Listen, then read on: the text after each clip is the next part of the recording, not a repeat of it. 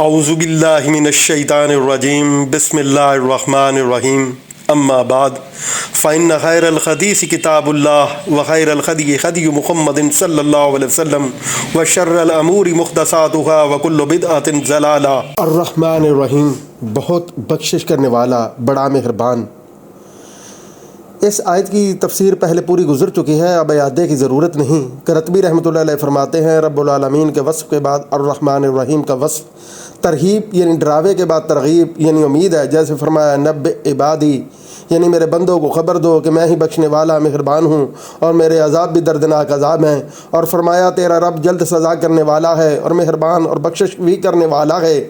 رب کے لفظ میں ڈراوا ہے اور رحمان و رحیم کے لفظ میں امید ہے۔ صحیح مسلم شریف میں بروایت حضرت ابو ہریرہ رضی اللہ تعالیٰ عنہ مروی ہے کہ رسول اللہ صلی اللہ علیہ وسلم نے فرمایا اگر ایماندار اللہ کے غضب و غصے سے اور اس کے سخت عذابوں سے پورا واقف ہوتا تو اس کے دل سے جنت کی تما ہٹ جاتی، اور اگر کافر اللہ تعالیٰ کی نعمتوں اور اس کی رحمتوں کو پوری طرح جان لیتا تو کبھی نا امید نہ ہوتا۔ مالک یوم الدین، بدلے کے دن کا مالک۔ حقیقی وارث و مالک کون ہے؟ بعض قاریوں نے ملکی پڑھا ہے اور باقی سب نے مالی کی، اور دونوں قراتیں صحیح اور متواتر ہیں اور 7 قراتوں میں سے ہیں، اور مالک کے لام کے زیر اور اس کے سکون کے ساتھ اور ملیکی بھی پڑھا گیا ہے۔ پہلے کی دونوں قراتیں معنی کی روح ترجیح ہیں اور دونوں صحیح ہیں اور اچھی بھی۔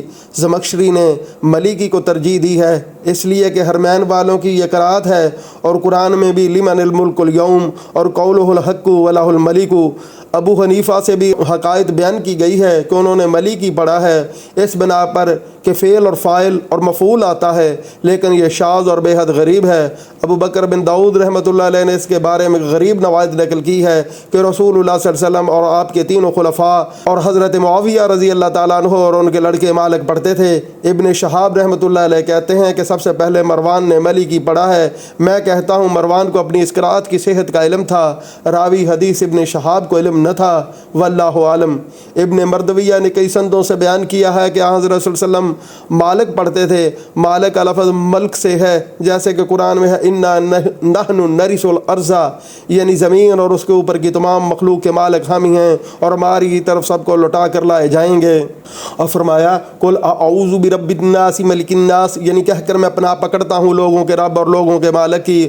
اور ملک کا لفظ ملک سے ماخوذ ہے، جیسے فرمایا لمن الملک اليوم، یعنی آج ملک کس کا ہے؟ صرف اللہ واحد غلبے والے کا۔ اور فرمایا قولہ الحق، اسی کا فرمان ہے اور اسی کا سب ملک ہے۔ اور فرمایا آج ملک رحمان ہی کا ہے، اور آج کا دن کافروں پر بہت سخت ہے۔ اس فرمان میں قیامت کے دن ساتھ ملکیت کی تخصیص کرنے سے یہ نہ سمجھنا چاہیے کہ اس کے سوا کچھ نہیں ہے، اس لیے کہ پہلے اپنا وصف رب العالمین بیان ہو چکا ہے۔ دنیا و آخرت دونوں شامل ہیں۔ قیامت کے دن کے ساتھ اس کی تخصیص کی وجہ یہ ہے کہ اس دن تو کوئی ملکیت کا دعوے دار بھی نہ ہوگا، بلکہ بغیر اس حقیقی مالک کی اجازت کے زبان تک نہ ہلا سکے گا۔ جیسے فرمایا جس دن روح القدس اور فرشتے سب بستہ کھڑے ہوں گے اور کوئی کلام نہ کر سکے گا یہاں تک کہ رحمان اسے اجازت دے اور وہ ٹھیک بات کہے گا۔ دوسری جگہ ارشاد ہے سب آوازیں رحمان کے سامنے پست ہوں گی اور گنگناہٹ کے سوا کچھ نہ سنائی دے گا۔ اور فرمایا جب قیامت آئے گی اس دن بغیر اللہ تبارک و تعالیٰ کی اجازت کی کوئی شخص نہ بول سکے گا۔ بعض ان میں سے بدبخت ہوں گے اور بعض سعادت مند۔ ابن عباس رضی اللہ تعالیٰ عنہ فرماتے ہیں اس دن اس کی بادشاہت میں اس کے سوا کوئی بادشاہ نہ ہوگا، جیسے کہ دنیا میں مجازن تھے۔ یوم الدین سے مراد مخلوق کے حساب کا یعنی قیامت کا دن ہے، جس دن تمام بھلے برے اعمال کا بدلہ دیا جائے گا۔ ہاں اگر رب کسی برائی سے درگزر کر لے یہ اس کا اختیاری امر ہے۔ صحابہ و تابعین اور سلف صالحین سے بھی یہی مروی ہے۔ بات سے یہ بھی منقول ہے کہ مراد اس سے یہ ہے کہ اللہ تعالیٰ قیامت قائم کرنے پر قادر ہے۔ ابن جریر نے اس قول کو ضعیف قرار دیا ہے، لیکن بظاہر ان دونوں اقوال میں کوئی تضاد نہیں۔ ہر ایک قول کا قائل دوسرے کے قول کی تصدیق کرتا ہے۔ ہاں پہلا قول مطلب پر زیادہ دلالت کرتا ہے، جیسے کہ فرمان ہے الملک یومئذ، اور دوسرا قول اس آیت کے مشابہ جیسے کہ فرمایا وَيَوْمَ يَقُولُ كُن فَيَكُونُ، یعنی جس دن کہے گا ہو جا بس اسی وقت ہو جائے گا۔ واللہ عالم، حقیقی بادشاہ اللہ تعالیٰ ہی ہے، جیسے فرمایا هو اللہ الذی لا الہ الا هو الملک۔ صحیحین میں حضرت ابو ہریرہ رضی اللہ تعالیٰ عنہ سے مروی ہے کہ رسول اللہ صلی اللہ علیہ وسلم نے فرمایا بدترین نام اللہ تعالیٰ کے نزدیک اس شخص کا ہے جو شہنشاہ کہلائے، حقیقی بادشاہ اللہ کے سوا کوئی نہیں۔ ایک اور حدیث حدیث میں ہے کہ اللہ تعالیٰ زمین کو قبضے میں لے لے گا اور آسمان اس کے دائیں ہاتھ میں لپٹے ہوں گے، پھر فرمائے گا میں بادشاہ ہوں، کہاں گئے زمین کے بادشاہ، کہاں ہیں تکبر والے؟ قرآن عظیم میں ہے کس کی ہے آج بادشاہی؟ فقط اللہ اکیلے غلبہ والے کی، اور کسی کو ملک کہہ دینا یہ صرف مجازن ہے، جیسے کہ قرآن میں طالوت کو ملک کہا گیا ہے، اور وکان وراءہم ملک کا لفظ آیا، اور بخاری و مسلم میں ملوک کا لفظ آیا ہے، اور قرآن کی آیت میں اذ جعل فیکم انبیاء وجعلکم ملوکا، یعنی تم میں انبیاء کیے اور تمہیں بادشاہ بنایا آیا ہے۔ دین کے معنی بدلے جزا اور حساب کے ہیں، جیسا قرآن پاک میں ہے اس دن اللہ تعالیٰ انہیں پورا بدلہ دے گا اور وہ جان لیں گے، اور جگہ انا لمدینون، کیا ہم کو بدلہ دیا جائے گا؟ حدیث میں ہے دانا وہ ہے جو اپنے نفس سے خود حساب لے اور موت کے بعد کام آنے والے اعمال کرے، جیسا کہ حضرت فاروق اعظم کا قول ہے کہ تم خود اپنی جانوں سے حساب لو اس سے پہلے کہ تمہارا حساب لیا جائے، اور اپنے اعمال کو خود وزن کر لو اس سے پہلے کہ وہ ترازو میں رکھے جائیں، اور اس سے بڑی پیشی کے لیے تیار ہو جاؤ جب تم اس اللہ کے سامنے پیش کیے جاؤ گے جس سے تمہارا کوئی عمل پوشیدہ نہیں، جیسے خود رب العالمین نے فرمایا ہے جس دن تم پیش کیے جاؤ گے کوئی چھپی ڈھکی بات چھپے گی نہیں۔ ایاک نعبد و ایاک نستعین، صرف تیری ہی ہم عبادت کرتے ہیں اور صرف تجھ سے ہی مدد چاہتے ہیں۔ عبادت کا مفہوم ساتوں قاریوں اور جمہور نے اسے ایاک کا پڑھا ہے، عمرو بن فاضل رحمۃ اللہ علیہ نے ایا کا پڑھا ہے، لیکن یہ قراء شاذ اور مردود ہے اس لیے کہ ایا کے معنی سورج کی روشنی کے ہیں، اور بعضوں نے ایا کا پڑھا اور بعضوں نے ایا کا، بعضوں نے حیا کا پڑھا ہے۔ عرب شاعروں کے شعر میں بھی حیا کا ہے، نستعین کی یہی قراءت تمام کی ہے۔ سرائے یحییٰ بن وہاب اور آمش کے یہ دونوں پہلے نون کو زیر سے پڑھتے ہیں۔ قبیلہ بنو اسد ربیعہ بن تمیم کی لغت اسی طرح پر ہے۔ لغت میں عبادت کہتے ہیں ذلت اور پستی کو، طریق محبت اس راستے کو کہتے ہیں جو ذلیل ہو، اس طرح بغیر محبت اس اونٹ کو کہتے ہیں جو بہت دبا اور جھکا ہوا ہو، اور شریعت میں عبادت نام ہے محبت، خشوع و خضوع اور خوف کے مجموعے کا۔ لفظ ایاکا جو مفعول ہے پہلے لائے اور پھر اسی کو دہرایا تاکہ اس کی اہمیت ہو جائے، اور عبادت اور طلب مدد اللہ تعالیٰ ہی کے لیے مخصوص ہو جائے، تو اس جملے کے معنی یہ ہوئے کہ ہم تیرے سوا کسی کی عبادت نہیں کرتے اور نہ کریں گے، اور تیرے سوا کسی پر بھروسہ نہیں کرتے اور نہ کریں گے۔ کامل اطاعت اور پورے دین کا حل صرف یہی دو چیزیں ہیں۔ بعض سلف کا فرمان ہے کہ سارے قرآن کا راز سورہ فاتحہ میں ہے، اور پوری سورہ کا راز اس آیت ایاک نعبد و ایاک نستعین میں ہے۔ آیت کے پہلے حصے میں شرک سے بیزاری کا اعلان ہے، اور دوسرے جملے میں اپنی طاقتوں اور قوتوں کے کمال کا انکار ہے، اور اللہ عز جل کی طرف اپنے تمام کاموں کی سپردگی ہے۔ اس مضمون کی اور بھی بہت سی آیتیں قرآن پاک میں موجود ہیں، جیسے فرمایا فاعبدہ وتوکل علیہ، یعنی اللہ ہی کی عبادت کرو اور اسی پر بھروسہ کرو، تمہارا رب تمہارے اعمال سے غافل نہیں۔ فرمایا قل هو الرحمن، کہہ دے کہ وہی رحمان ہے، ہم اس پر ایمان لے آئے اور اسی پر ہم نے توکل کیا۔ فرمایا رب المشرق والمغرب لا الہ الا هو فاتخذہ وکیلا، یعنی مشرق و مغرب کا رب وہی ہے، اس کے سوا کوئی معبود نہیں، تو اسی کو اپنا کارساز سمجھ۔ یہی مضمون اس آیت کریمہ میں ہے۔ اس سے پہلے کہ آیات میں تو خطاب نہ تھا، لیکن اس آیت میں اللہ تعالیٰ سے خطاب کیا گیا ہے جو نہایت لطافت اور مناسبت رکھتا ہے، اس لیے کہ جب بندے نے اللہ تعالیٰ کی صفت و ثنا بیان کی تو قرب خداوندی میں حاضر ہو گیا، اللہ جل جلالہ کے حضور میں پہنچ گیا۔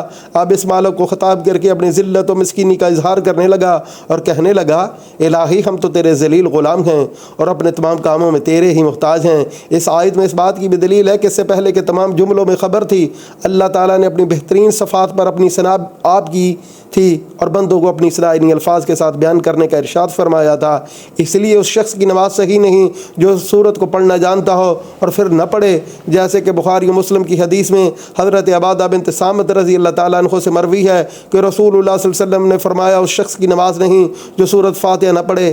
صحیح مسلم شریف میں حضرت ابو ہریرہ رضی اللہ تعالیٰ عنہ سے مروی ہے کہ حضور صلی اللہ علیہ وسلم نے فرمایا اللہ تعالیٰ کا فرمان ہے کہ میں نے نماز کو اپنے اور اپنے بندے کے درمیان نصف بانٹ لیا ہے، اس کا آدھا حصہ میرا ہے اور آدھا حصہ میرے بندے کے لیے ہے، اور میرے بندے کے لیے وہ ہے جو وہ طلب کرے۔ جب بندہ الحمدللہ رب العالمین کہتا ہے تو اللہ فرماتا ہے میرے بندے نے میری حمد بیان کی، جب کہتا ہے الرحمن الرحیم اللہ فرماتا ہے میرے بندے نے میری ثنا کی، جب وہ کہتا ہے مالک یوم الدین اللہ فرماتا ہے میرے بندے نے میری بزرگی بیان کی۔ عبادت اور طلب جب وہ ایاک نعبد و ایاک نستعین کہتا ہے تو اللہ تعالیٰ فرماتا ہے یہ میرے اور میرے بندے کے درمیان ہے، اور میرے بندے کے لیے وہ ہے جو وہ مانگے۔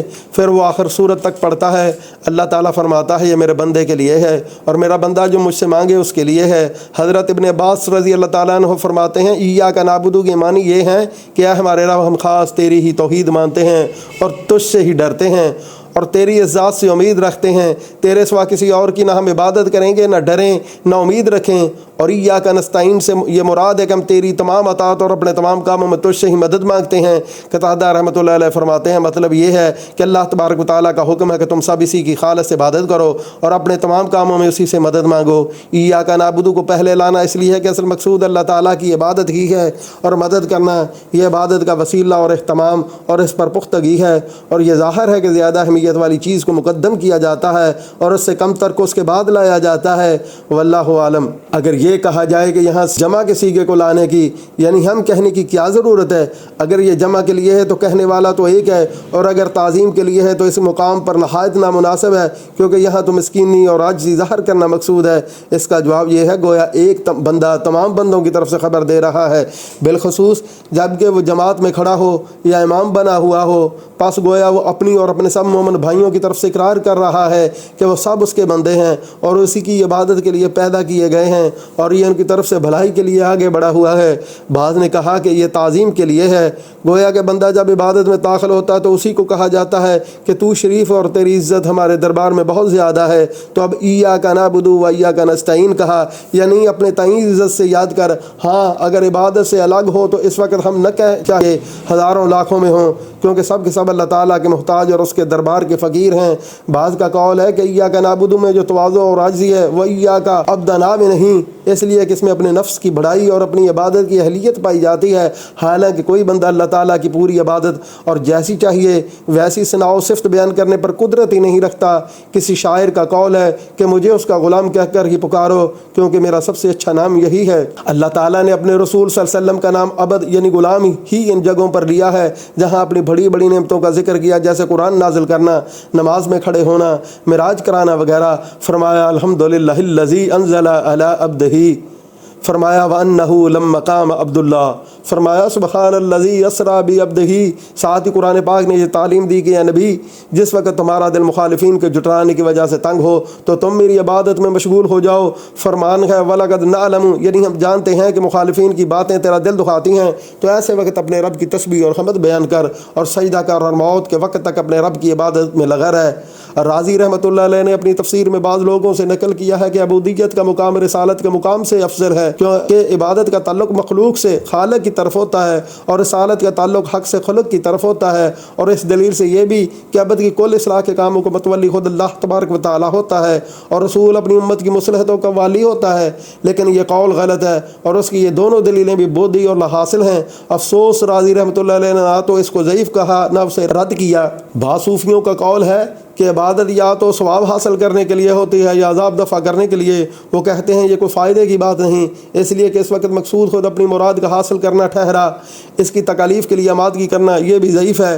اعلیٰ مرتبہ عبادت کا یہ ہے کہ انسان اس مقدس ذات کی جو تمام کامل صفتوں سے موصوف ہے محض اس کی ذات کے لیے عبادت کرے اور مقصود کچھ نہ ہو۔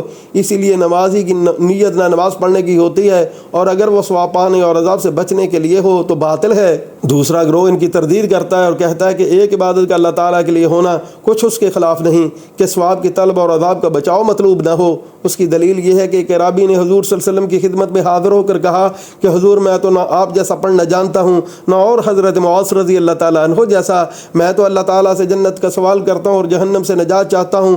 حضور صلی اللہ علیہ وسلم نے فرمایا اسی کے قریب قریب ہم بھی پڑھتے ہیں۔